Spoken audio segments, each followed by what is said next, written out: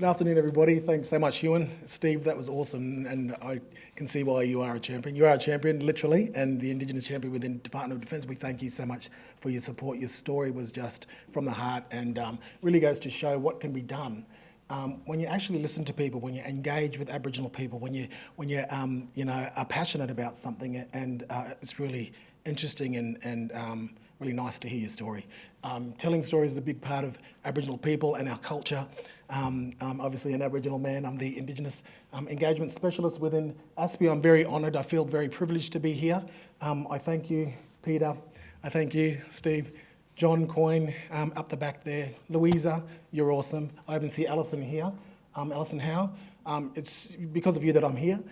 So I appreciate your friendship and your connecting me here. Fergus Hansen's not here today, but he's another awesome key person within the organisation and is really a champion for Indigenous issues. This is a big deal for Aboriginal people and the Aboriginal community, Aboriginal business, our youths. This program is bigger than just about connecting Indigenous people and business. And you guys are great. The work that you're doing, NIAA, DTA, we want to yarn with you because we want contracts too. I want to acknowledge also my business partners, my father-in-law, Bruce Minards, he's my business partner in Yarra. We're an IT company and do cultural consulting, and my other business partners, Reese and Tasha in Indigimation. I have many businesses. I'm a bit of an entrepreneur, but I'm actually really happy and, again, proud to be here today to stand before you guys, because my story too, if I could tell you and share a little bit about my story when I was growing up in Darwin, I was always really interested in IT. And at a school's careers kind of event at my high school, I kind of wanted to talk to this group of IT companies and asked my teacher, can I go and yarn with these fellas about, would you come in? I was really shy, I didn't really talk much, and it's a big shame job for a lot of Aboriginal people. A lot of our kids don't have a lot of confidence and courage, and I was one of those kids. You might not believe it today, but even today I still am a little bit shy. I'm a good actor. But I wanted to go and yarn with these fellas, and my teacher said to me, why don't you go and talk to those fellas over there? It's probably better that you do a trade. And I thought, yeah, whatever. Don't really know me very well. But that was a lost opportunity for me. And so one of the reasons that I'm passionate about engaging and promoting and making opportunities and creating pathways for Aboriginal peoples, because had I had the opportunity when I was young to do that, maybe I could have been someone with a technical background and expertise. It doesn't matter. I still went on, and I've done great things in my life. I've been very blessed, and went to university, had a long career in Indigenous affairs, working in health, education, justice, and more recently the last 10 years in business. But I've been in Indigenous affairs for nearly 30 years. And so I've seen lots of change, I've made lots of change, I've done my part to try and help my people, and I still do that, and I'll do that till the day I die.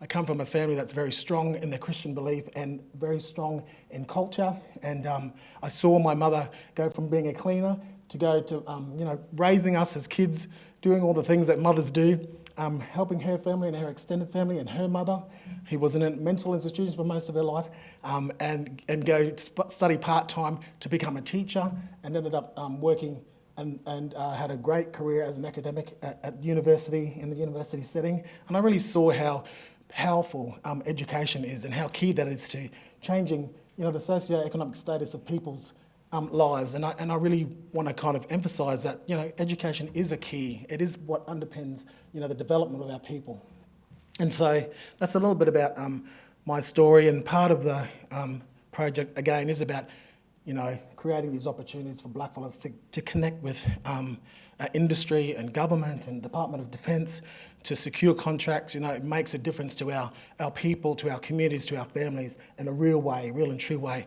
But one of the other things that we want to do was a few things that we want to do. We want to be able to go into Aboriginal communities in the Northern Territory, places like Maningrida, Palm Island, where's my country. On my father's side, I'm Aboriginal. On my mother's side, I'm Torres Strait. So I have both of those Indigenous cultures. I'm very proud of that. We want to go into the Torres Strait. We want to communicate and engage with the people on the ground to ask them at that grassroots level, well, what do you mob want? How can we, if you want to send your kids to get educated or have some sort of professional career pathway in STEM, how can we help you to do that? Some Aboriginal people don't want their kids to leave the communities. So, we have to kind of consult with them first and ask them, how can we kind of bridge that gap? We talk about closing the gap, but there's so many programs, there's so many things that government organisations do, not just government, good willing people, but they don't ask the people what they want. And so things can get developed, programs, products, and there's no uptake because there's no interest. So a real important part of what we're doing here today is we have to ask people what they want. Aboriginal people aren't stupid. We know what we want. Communities are different everywhere you go. But if you ask them, it's key to get in to ask the right people the right questions, and they'll help you. They'll work with you, and that's what we want to do. We want to engage with people like Adam Goods, engage with people like Nova Paris, who I've already had conversations with about coming on board to help us with the kids up in the Northern Territory that we want to bring down here. John Coyne's got an idea about bringing kids from WA, Northern Territory, Palm Island, Torres Strait, connecting them with some of the Aboriginal kids here, having a IndigiCyber camp, which we've already run. We did a pilot program here with Questacon in partnership with them in December of last year. Louisa was a big part of that, and it was really, really successful. And one of the interesting things about that day was that the person that we engaged, Heidi Winter, who was working here until recently, runs those specific Indigenous, not Indigenous ones, but cyber camps for kids. She's been doing that for about 5 years. She told us that she'd never seen any of her kids, and any of the times that she's worked and done these workshops, any of the kids pick up the ideas and the concepts within the program of any of the one that she's done in the past. So I think that goes to show that the way that Aboriginal people learn and can process things, that we have the opportunity, we have the ability, we have the aptitude to be able to participate in these industries, and we need to start with our kids. And it's really, really important. So anyway, I can go on and on and on, so I won't. But I just want to thank everybody for being here. Use today to connect with everybody, have a yarn with people. I want to yarn with you fellas too, because again, we want to get work. But these are the things that we need to do. We need to get together, we need to talk more, stay connected with what we're doing. We might try to disseminate information around what we're doing, where we're up to with respect to the project, because hopefully this will be something that will be ongoing and will continue to do. So, and make a real difference to the lives of Aboriginal people, not just here in Canberra, the ACT, in the businesses here, but across the country, and really create, a whole pipeline of Aboriginal people that can participate in STEM in really lots of different levels and lots of different ways. And I'm just really proud to be a part of that. So thank you so much, everybody.